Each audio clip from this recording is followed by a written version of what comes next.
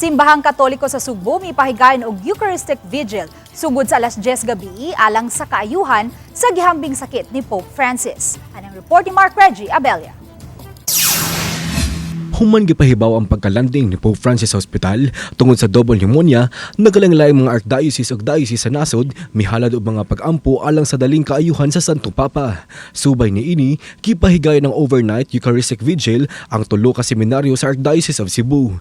Nahimong sentro sa overnight Eucharistic Vigil ang The Martins of Lichud Chapel sa San Carlos Seminary College. Prayer for the healing of the Holy Father, a prayer that we borrowed from the Archdiocese of Manila. And then after the prayer, we will continue with the celebration of Complin or night prayers. Our college seminarians will lead us. Samtang sa opisyal nga social media post sa Archdiocese of Cebu, giawhag ng Arsobispo sa Subo Jose Palma ang mga Subuanon nga mohalad sa hugot nilang pag-ampo alang sa katuyuan sa Santo Papa aron mabalik ang kapiskay sa panlawas ni Pope Francis. Loving and merciful God, we implore you to look kindly upon your servant, Pope Francis.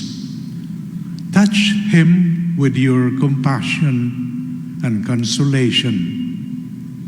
Restore his health and renew his strength in mind, body, and spirit. Gitapos ang Eucharistic Vigil alas 6 ganihang buntag.